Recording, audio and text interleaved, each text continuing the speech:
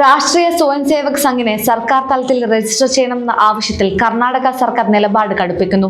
കോൺഗ്രസ് ദേശീയ അധ്യക്ഷൻ മല്ലികാർജുൻ ഖാർഗെയുടെ മകനും ആഭ്യന്തരമന്ത്രിയുമായ പ്രിയങ്ക് ഖാർഗെയാണ് വിഷയം പരസ്യമായി ഉയർത്തി വിവാദം സൃഷ്ടിച്ചത്. ഇപ്പോഴിതാ കർണാടക നഗരവികസന മന്ത്രി മുൻ മുഖ്യമന്ത്രി സിദ്ധരാമയ്യയുടെ മകനുമായ ഡോക്ടർ യതീന്ദ്ര സിദ്ധരാമയ്യും RSSനെതിരെ കടുത്ത വിമർശനവുമായി രംഗത്തെത്തിയിരിക്കുകയാണ്.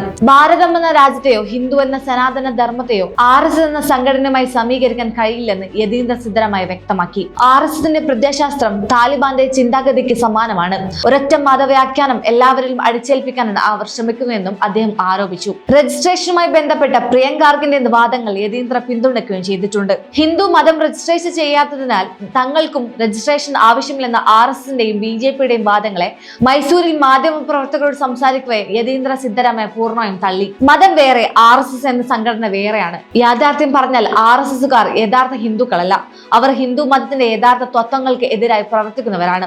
അവർ കേവലം ഹിന്ദു തത്വവാദികൾ മാത്രമാണ്, അല്ലാതെ ഹിന്ദു മതത്തിന്റെ പ്രതിനിധികളല്ലെന്ന് യതീന്ദ്ര സിദ്ധരാമയ്യ തുറന്നടിച്ചു. താലിബാൻ എങ്ങനെയാണോ ഇസ്ലാം മതത്തിന് ഒരൊറ്റ വ്യാഖ്യാനം മാത്രം നൽകി വൈവിധ്യങ്ങളെ അടിച്ചമർത്തുന്നത്, അതുപോലെ ഹിന്ദു മതത്തിന് ഒരൊറ്റ നിർവചനം നൽകി ഇന്ത്യയുടെ ബഹുസ്വരത തകർക്കാനാണ് RSS ശ്രമിക്കുന്നതെന്നും അദ്ദേഹം കൂട്ടിച്ചേർത്തു. സംഘടനയുടെ സാമ്പത്തിക ഇടപാടുകളെയും ആസ്തികളെയും യതീന്ദ്ര സിദ്ധരാമയ്യ ചോദ്യം ചെയ്തു. രാജ്യത്തിന്റെ നിയമങ്ങൾ എല്ലാവർക്കും ഒരുപോലെ ബാധകമാണെന്നും RSSന്റെ മാത്രം പ്രത്യേക ഇളവുകൾ നൽകാൻ കഴിയില്ലെന്നും മന്ത്രി ഓർമ്മിപ്പിച്ചു. രാജ്യത്തിനുടനീളം കോടിക്കണക്കിന് രൂപ വിലമതിക്കും ഭൂമിയും കെട്ടിടങ്ങളും RSSന് സ്വന്തമായിട്ടുണ്ട്. ഇത്രയും വലിയ ആസ്തികൾ വാങ്ങുന്നതിനും ലക്ഷക്കണക്കിന് പ്രവർത്തകരെ നിലനിർത്തുന്നതിനുമുള്ള പണം എവിടെ നിന്ന് വരുന്നു എന്ന് പൊതുസമൂഹത്തിന് അറിയാൻ അവകാശമുണ്ട്.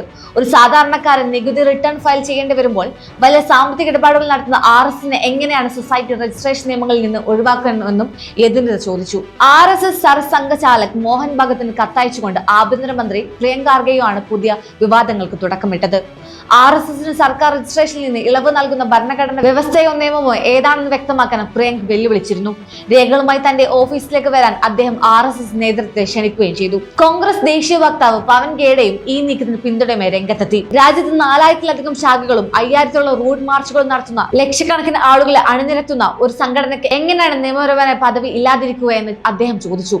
സാംസ്കാരിക സംഘടനയെന്ന് സ്വയം വിശേഷിപ്പിക്കുകയും RSS എല്ലാവിധ രാഷ്ട്രീയ പ്രവർത്തനങ്ങളിലും സജീവമാണെന്നും കോൺഗ്രസ് ആരോപിക്കുന്നു. കോൺഗ്രസ് നേതാക്കളുടെ നീക്കത്തിനെതിരെ കർണാടക BJP മുതിർന്ന നേതാക്കളും ശക്തമായ പ്രത്യാക്രമണം അയച്ചുവിട്ടിരിക്കുന്നത്. പ്രിയങ്ക് ഖാർഗെയും യതീന്ദ്രയും വെറും പബ്ലിസിറ്റിക്ക് വേണ്ടിയാണ് ഇത്തരം പ്രസ്താവനകൾ നടത്തുമെന്ന് മുതിർന്ന നേതാവ് KS ഈശ്വരപ്പ കുറ്റപ്പെടുത്തി. ജവഹർലാൽ നെഹ്റു മുതൽ ഇന്ദിരാഗാന്ധി വരെയുള്ള പ്രധാനമന്ത്രിമാർ RSSനെ നിരോധിക്കാൻ ശ്രമിച്ച് പരാജയപ്പെട്ട ചരിത്രമുള്ളതെന്ന് BJP നേതാക്കൾ ഓർമ്മിപ്പിച്ചു. RSSന്റെ ശാഖകൾ ആദായനികുതി നിയമപ്രകാരം സ്വതന്ത്ര യൂണിറ്റുകളായി അംഗീകരിക്കപ്പെട്ടിട്ടുള്ളതാണ്. നെഹ്റുവിന്റെ കാലം മുതൽക്കേ ഒരു സർക്കാരും ഈ സംഘടനയുടെ രജിസ്ട്രേഷൻ ആവശ്യപ്പെട്ടിട്ടില്ല. രാഷ്ട്രീയ പ്രശസ്തി ലക്ഷ്യമിട്ട് കോൺഗ്രസ് നടത്തുന്ന ഇത്തരം നീക്കങ്ങൾ ജനങ്ങൾ തള്ളിക്കളയുമെന്നും BJP നേതാക്കൾ പ്രതികരിച്ചു. അതേസമയം കർണാടകയിൽ RSS ഉൾപ്പെടെയുള്ള സംഘടനകളുടെ രജിസ്ട്രേഷനും സാമ്പത്തിക ഇടപാടുകളും നിർബന്ധമാക്കുന്ന പുതിയ നിയമ നിർമ്മാണത്തിലേക്ക് കടക്കാൻ തന്നെയാണ് DK ശിവകുമാർ സർക്കാരിന്റെ ആലോചനയെന്ന് ദേശീയ മാധ്യമങ്ങൾ റിപ്പോർട്ട് ചെയ്യുന്നു.